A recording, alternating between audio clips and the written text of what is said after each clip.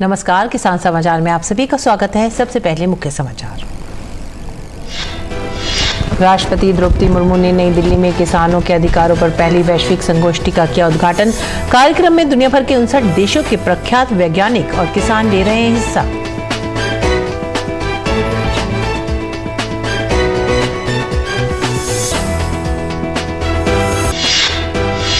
वैश्विक जैव ईंधन गठबंधन के माध्यम से भारत दुनिया को दिखाएगा नया मार्ग।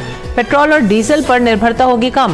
पेट्रोलियम मंत्री हरदीप सिंह पुरी ने किसानों के अन्नदाता से ऊर्जा दाता बनने की जताई उम्मीद।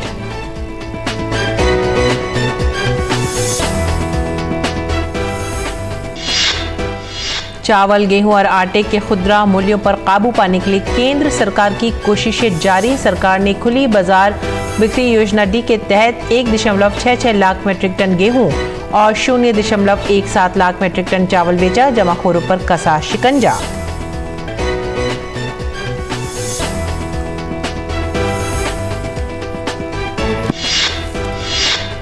इस वर्ष खरीफ फसल का बुआई क्षेत्र बढ़कर हुआ 1088 लाख हेक्टेयर से अधिक। कृषि मंत्रालय के आंकड़ों के अनुसार धान और मोटे अनाजों के बुआई क्षेत्र में भी वृद्धि। मोटे अनाज का बुआई क्षेत्र 121 से बढ़कर हुआ 182 लाख हेक्टेयर से अधिक।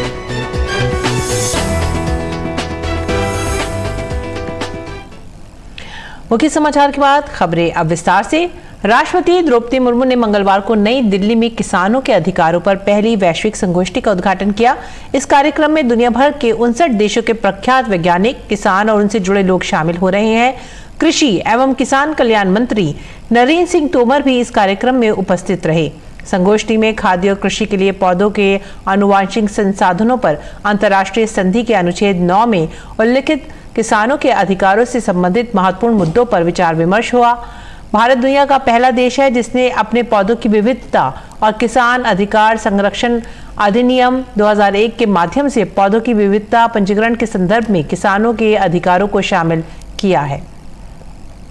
किसान अधिकारों पर वैश्विक संगोष्ठी को संबोधित करते हुए राष्ट्रपति द्रौपदी मुर्मू ने कहा कि किसान हमारे अन्नदाता हैं। अन्नदाता के अधिकारों की रक्षा करना और उनके भविष्य की चिंता करना हमारा काम है।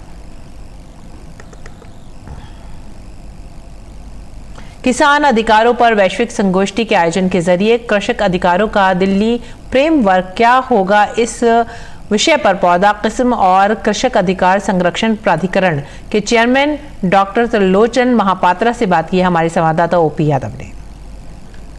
कृषक अधिकारों को लेकर राजधानी नई दिल्ली में पहली बार अंतर्राष्ट्रीय स्तर का आयोजन हो रहा है और इसकी मेजबानी करने के साथ साथ इसकी पूरी जिम्मेदारी का कार्य डॉक्टर त्रिलोचन महापात्रा देख रहे हैं, जो PPFR के अभी अध्यक्ष हैं। सर, अगर बात करें, ये जो महत्वपूर्ण कॉन्फ्रेंस है किसानों के स्टेक होल्डर्स के और कृषि वैज्ञानिकों के लिए अंतर्राष्ट्रीय महत्व रखती है, इसका क्या मकसद है? फर्स्ट टाइम आपने ये इनिशिएट लिया। इस तरह के जो कार्यक्रम है इसमें मुख्य उद्देश्य यही है कि किसान भाई बहनों का जो अधिकार है, बीज संबंधित जो अधिकार है, उसके बारे में चर्चा करना। पहला एक देश ऐसे रहा कि जिसने किसान का अधिकार के बारे में चर्चा किया, कानून बनाया और उसका इम्प्लीमेंटेशन किया 2001 में। तो ये जो 18-19 साल में हमारे देश में इसका इम्प्लीमेंटेशन जो हो रहा है, उसके बारे में सारा विश्व जानना चाहता है और कई देश उससे जानकर सीख लेकर अपने देश में उसका इम्प्लीमेंटेशन करना चाहते हैं। और इसीलिए भारत का प्रस्ताव को स्वीकार करते हुए ये जो इंटरनेशनल ट्रीटी ऑफिस है FAO का, उन्होंने ये तय किया कि भारत में ये पहला वैश्विक स्तर पर ये सम्मेलन किया जाए और पूरे विश्व के जितने लोग हैं, जो इंटरेस्टेड पार्टीज़ है, उनको यहाँ लाकर भारत का जो अभिज्ञता है, जो ज्ञान है, जानकारी है और किसानों के साथ चर्चा करते हुए, उनके अभिज्ञता से जानकारी लेते हुए सारे विश्व को बताया जाए ताकि इस तरह की व्यवस्था अन्य देश में बना जा सके। परंपरागत बीज और आधुनिक किस्में जो है उनके समावेश के जरिए एक नए भारत की संकल्पना में लगातार आपने जो DG के कार्यकाल को आगे बढ़ाया और अब यहाँ पर ये जिम्मेदारी आप निभा रहे। तो जो परंपरागत बीज है, भारत की धरोहर है, उनको आगे बढ़ाने, सुरक्षित करने में कितनी मदद मिलेगी भविष्य? जो परंपरागत बीज है वो किसान के खेत में उगाए जाते हैं। जलवायु परिवर्तन को ध्यान में रखते हुए आपके अगर बीज जिन बैंक में रखा रहेगा वो तो परिवेश का सामना नहीं करेगा, सामना नहीं करना होगा उसको। जो परिवर्तन उसके अंदर होना है वो किसान के खेत में होना है। तो इसलिए किसान के खेत में जो हमारे जर्मप्लाज्म है, किसान के किस्में हैं, वो परिवेश के साथ जूझते हुए, लड़ाई करते हुए अपने में परिवर्तन लाएंगे और वही भविष्य में काम में आएगा, जलवायु परिवर्तन को ध्यान में रखते हुए। इसलिए परंपरागत बीज का महत्व जबरदस्त है और आगे उसका संरक्षण हो, संवर्धन हो और किसान का अधिकार भी साब्यस्त हो ताकि किसान को फायदा भी उससे मिले। तो इसके लिए ये सारे व्यवस्था एक्ट के तहत कराया गया है और उसको आगे उसका इम्प्लीमेंटेशन ज़्यादा से ज़्यादा हो। किसान भाई बहनों के पास अभी जानकारी है नहीं, विस्तारित रूप से इसके बारे में हमें हर एक प्रदेश में, जिला में, इलाका में जाकर इसके बारे में किसान भाई बहनों को बताना होगा। तो ये थे PPVFR के चेयरमैन डॉक्टर त्रिलोचन महापात्रा, जिनका मानना है कि किसान अधिकार को लेकर आयोजित अंतर्राष्ट्रीय सम्मेलन के जरिए एक और जहां किसानों के परंपरागत और कृषि क्षेत्र के आधुनिक बीजों का संरक्षण करने के साथ साथ कृषि क्षेत्र का सतत विकास कर किसानों को आर्थिक रूप से सशक्त और मजबूत बनाने का काम होगा। मेरे सगी कैमरामैन धीमान के साथ मैं OP Yadav, DD news, Delhi. किसान अधिकारों पर आयोजित पहली वैश्विक संगोष्ठी के विषय पर बोलते हुए संयुक्त राष्ट्र के कृषि एवं खाद्य संगठन के भारत प्रतिनिधि टाकायुकी हागियारा ने कहा कि किसानों के अधिकारों के लिए PVFRA महत्वपूर्ण कार्य कर रहा है। इसी संदर्भ में ये संगोष्ठी किसानों के अधिकारों और जैव विविधता को संरक्षित करने का वैश्विक माध्यम बनेगी। FAO's membership is all government, but government work for the farmers. And core of our principle is to work with the farmers and contribute the benefit to the farmers. And I believe that this conference will also shed the very important right of the farmers has on the seed and biodiversity. And I hope that this organization will, the meeting will bring the more benefits to the farmers. DD news से बातचीत करते हुए संयुक्त राष्ट्र के कृषि एवं खाद्य संगठन रोम के सचिव डॉक्टर कैन नाडोजिए ने कहा है कि पादप संवर्धन और कृषक अधिकारों के संरक्षण के साथ कृषि क्षेत्र के सशक्त विकास के लिए भारत में आयोजित अपनी तरह की इस पहली किसान अधिकार संगोष्ठी से दुनिया के अन्य देशों को काफी कुछ सीखने का मौका मिलेगा। The contribution that farmers have made over the years to contribute to our food security, because they are the ones that are protecting the crops, they are the ones that are developing the new crops, and they are the ones that are custodians of the crops that we use for our food production. So the importance of this conference is to recognize that contribution, but also to celebrate them and to ensure that countries in their own ways are able to implement measures and laws that protect the rights of farmers in recognizing those contributions that they have made.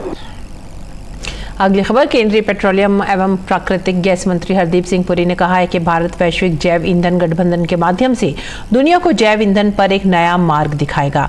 Social media platform X पर post की एक श्रृंखला के माध्यम से अपने विचार व्यक्त करते हुए मंत्री ने कहा कि वसुधैव कुटुंबकम मंत्र के अनुरूप प्रधानमंत्री नरेंद्र मोदी का यह प्रयास निश्चित रूप से दुनिया भर में पेट्रोल और डीजल पर निर्भरता को कम करेगा।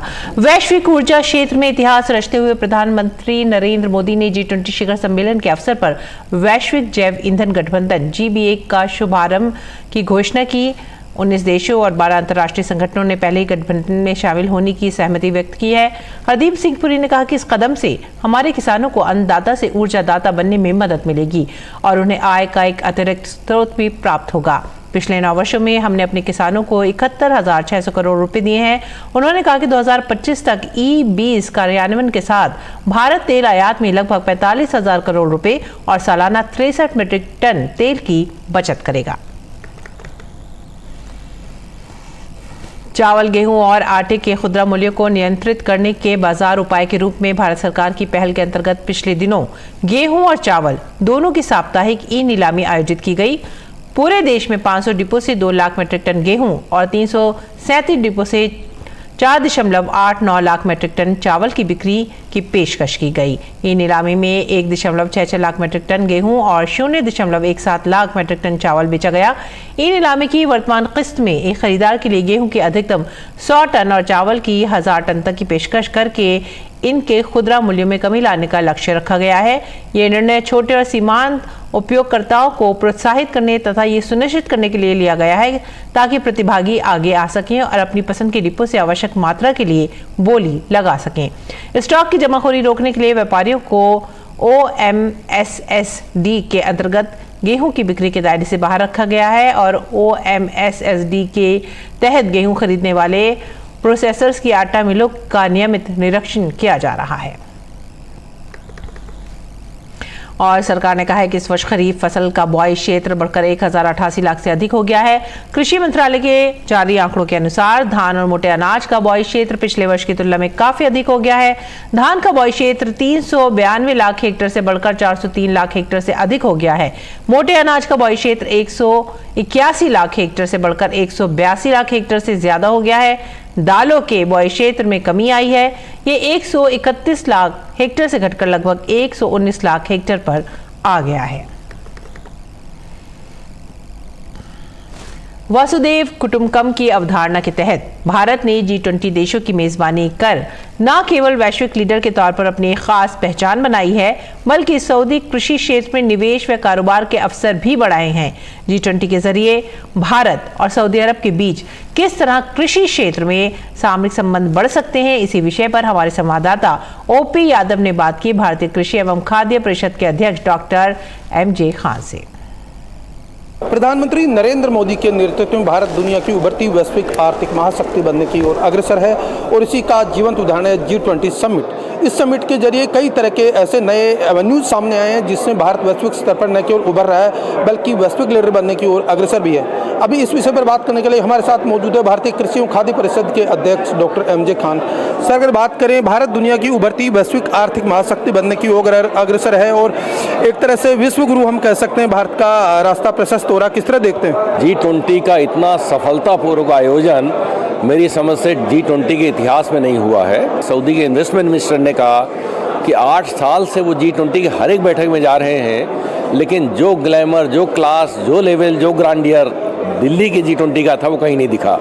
इसका मतलब भारत अब दुनिया को लीड करने का, नेतृत्व करने की क्षमता का विकास और प्रदर्शन और एक तरीके से पुष्टिकरण, तो एक तेजी से उभरती अर्थव्यवस्था है। भारत और सऊदी अरबिया की दोनों देशों के बीच संबंधों की प्रगाढ़ता द्विपक्षीय स्तर पर मजबूती प्रदान कर रही है और कृषि क्षेत्र की बात करें तो इसमें काफ़ी तेजी देखने को मिल रही है। फूड एंड एग्रो एक्सपोर्ट में सऊदी अरब इंडिया का लीडिंग पार्टनर है। सबसे ज़्यादा राइस सऊदी अरब को एक्सपोर्ट होता है, सबसे ज़्यादा मीट सऊदी अरब को एक्सपोर्ट होता है, सबसे ज़्यादा मसालों में से सऊदी अरब इंपोर्ट करता है।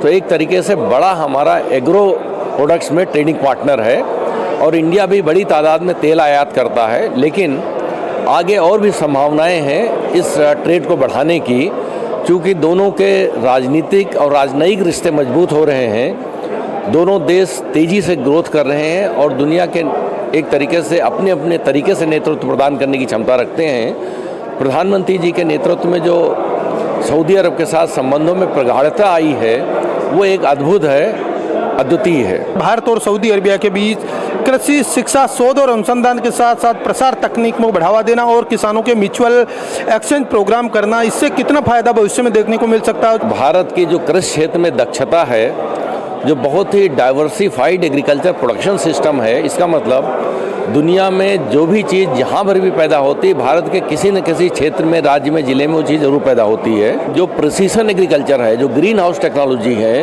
जो ऑटोमेटेड एग्रीकल्चर है, मुझे लगता है उस डायरेक्शन में, और जो इंडिया में ड्रोन्स का सबसे ज़्यादा दुनिया में सफलता के साथ में अब ड्रोन्स का इंडिया में इस्तेमाल हो रहा है, लार्ज नंबर ऑफ कंपनीज़। तो जो AI टेक्नोलॉजी है, जो ड्रोन टेक्नोलॉजी है, जो डिजिटल एग्रीकल्चर है, जो प्रिसीशन फार्मिंग सिस्टम है और जो हाइड्रोपोनिक्स है, एरोपोनिक्स है, इन सब डायरेक्शन में सऊदी के साथ मुझे लगता है इंडिया को और तेज़ी से आगे कृषि क्षेत्र में बढ़ने की जरूरत है। तो ये थे भारतीय कृषि एवं खाद्य परिषद के अध्यक्ष डॉक्टर MJ खान। जिनका मानना कि प्रधानमंत्री नरेंद्र मोदी के नेतृत्व में भारत दुनिया की उभरती वैश्विक आर्थिक महाशक्ति बनने की ओर न केवल अग्रसर है, बल्कि सऊदी अरबिया जैसे देशों के साथ कृषि क्षेत्र में शिक्षा, शोध और नवाचारों जैसे क्षेत्रों में निवेश और व्यापार की संभावनाओं के लिए प्रगतिरत भी है। मेरे सहयोगी कैमरामैन सुमित दीवान के साथ मैं OP Yadav, DD news, Delhi. और आइए अब बात करते हैं मंडी भाव की। देखते हैं क्या रहा देश भर की मंडियों में भाव।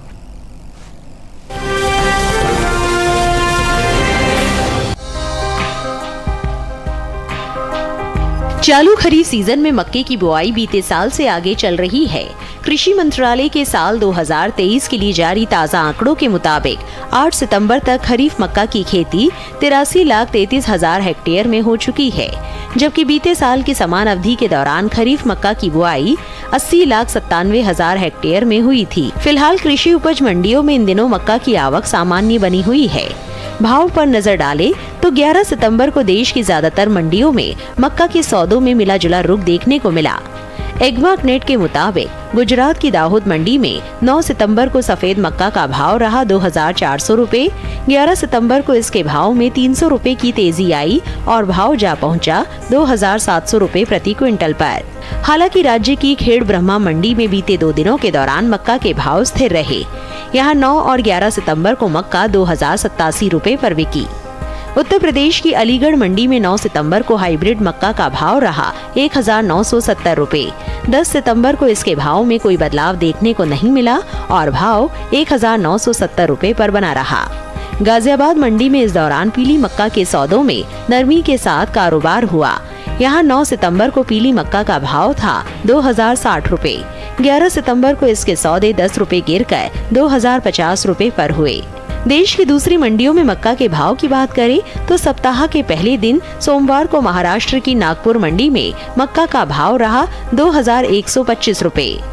पंजाब की अहमदगढ़ मंडी में मक्का 1,965 रुपए पर बिकी, जबकि राजस्थान की विजयनगर मंडी में इस दौरान मक्का के सौदे 2,400 रुपए पर हुए। भारत में मक्का की खेती पूरे साल की जाती है। भारत में चावल और गेहूं के बाद मक्का तीसरी सबसे महत्वपूर्ण अनाज की फसल है। ये देश में कुल अनाज उत्पादन का लगभग 10% है। वहीं बात मक्का की पैदावार की करें तो इस साल मक्का की रिकॉर्ड पैदावार देखने को मिल सकती है। कृषि मंत्रालय की ओर से जारी तीसरे अग्रिम अनुमान के मुताबिक साल 2022-23 के दौरान देश में मक्का की रिकॉर्ड उपज 359,13,000 टन होने का अनुमान जताया गया है, जो पिछले साल की 337,30,000 टन की पैदावार की तुलना में 21 लाख टन अधिक है। अनुमान है कि मक्का की रिकॉर्ड उपज का असर इसके बाजार भाव पर पड़ सकता है।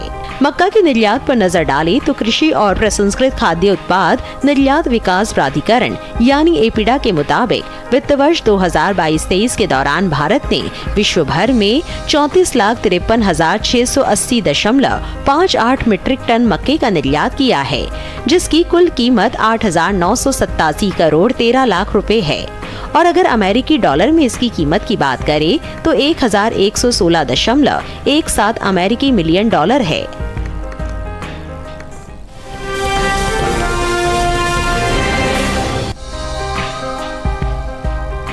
चालू खरीफ सीजन में अरहर की बुआई देश भर के ज्यादातर राज्यों में हो रही है। कृषि मंत्रालय के ताजा आंकड़ों के मुताबिक साल 2023 के लिए चल रही खरीफ अरहर की बुआई में कमी देखने को मिल रही है। 8 सितंबर तक अरहर की खेती 42,92,000 हेक्टेयर में हो चुकी है, जबकि बीते साल की समान अवधि के दौरान अरहर की बुआई 45,61,000 हेक्टेयर में हुई थी। फिलहाल कृषि उपज मंडियों में अरहर की आवक सामान्य है। हाजिर भाव की बात करें तो एग्मार्क नेट के मुताबिक गुजरात की दाहोद मंडी में 9 सितंबर को अरहर का भाव रहा 10,000 रुपए। 11 सितंबर को इसके भाव में 400 रुपए की भारी गिरावट आई और भाव हो गया 9,600 रुपए प्रति क्विंटल। महाराष्ट्र की नागपुर मंडी में इस दौरान अरहर के सौदों में मजबूती के साथ कारोबार हुआ। यहाँ 9 सितंबर को अरहर का भाव था 11,400 रुपए। 11 सितंबर को इसके भाव में 50 रुपए की तेजी आई और भाव जा पहुंचा 11,450 रुपए प्रति क्विंटल पर। उत्तर प्रदेश की अलीगढ़ मंडी में 9 सितंबर को अरहर का भाव रहा 8,900 रुपए। 11 सितंबर को इसके सौदों में 50 रुपए की नरमी आई और भाव 8,850 रुपए पर आ गया। राज्य की फिरोजाबाद मंडी में 9 सितंबर को अरहर का भाव था 8,960 रुपए। 11 सितंबर को इसके भाव में 100 रुपए का उठाव आया और भाव 9,060 रुपए हो गया। इसी तरह गाजियाबाद मंडी में बीते शनिवार को अरहर का भाव रहा 9,450 रुपए। सोमवार को इसके सौदे 50 रुपए चढ़कर 9,500 रुपए पर हुए। बात अरहर की पैदावार की करें तो घरेलू स्तर पर इस साल खरीफ अरहर की पैदावार में कमी देखने को मिल सकती है। कृषि मंत्रालय के तीसरे अग्रिम अनुमान के मुताबिक देश में साल 2022-23 के दौरान खरीफ अरहर की पैदावार 34,30,000 टन होने की उम्मीद है, जबकि बीते साल की समान अवधि के दौरान अरहर की उपज 42,20,000 टन रही थी। यानी इस साल खरीफ अरहर की पैदावार में 7,90,000 टन की कमी देखने को मिल सकती है, जिसका असर अरहर के बाजार भाव पर पड़ सकता है।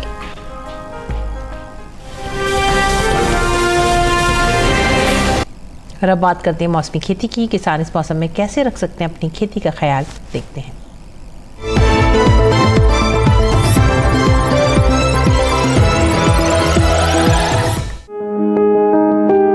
अरुणाचल प्रदेश में इस समय किसान जल्द बोई गई धान की किस्मों की कटाई करें। इसके साथ ही यहाँ बारिश की संभावना को देखते हुए काटी गई फसल को खुले मैदान में न रखें। यही पिछले सप्ताह धूप और गर्मी का मौसम था, इसीलिए किसान खड़ी फसल में जरूरत के अनुसार हल्की सिंचाई करें। अरुणाचल प्रदेश में ही इस समय फूल गोभी, पत्ता गोभी और ब्रोकली जैसी सब्जियों की नर्सरी तैयार करें।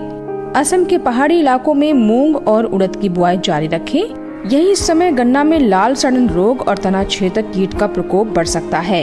ऐसे में प्रभावित गन्ने को उखाड़ कर नष्ट कर दें। निचले ब्रह्मपुत्र घाटी इलाके में मूली, फूल गोभी और उड़द की बुआई जारी रखें। इसके साथ ही यहाँ रबी मक्के की बुआई के लिए खेत तैयार करें। वहीं ऊपरी ब्रह्मपुत्र घाटी क्षेत्र में जल्द से जल्द तिल की बुआई के लिए खेत तैयार करें। यही फूल गोभी की नर्सरी तैयार करते रहें। मध्य ब्रह्मपुत्र घाटी इलाके में मूंग और उड़द की बुआई करें। इसके साथ ही यहाँ मूली, पत्ता गोभी और गांठ गोभी की नर्सरी लगाने का काम जारी रखें। असम के उत्तरी तटीय मैदानी इलाके के किसान भी मूंग और उड़द के अलावा तिल की बुआई करते रहें। मेघालय की बात करें तो यहाँ के निचले इलाके में धान के खेतों में 2 से 3 सेंटीमीटर जल स्तर बनाए रखें। यही मौसम साफ रहने पर तैयार मक्के की तुड़ाई करें। यही इस समय पत्ता गोभी, फूल गोभी, ब्रोकली, लाई पत्ता और गांठ गोभी की बुआई जारी रखें। इसके साथ ही यहाँ तैयार कद्दू, लौकी, पेठा, स्क्वैश, खीरा, करेला, बैंगन और मिर्च की तुड़ाई करते रहें।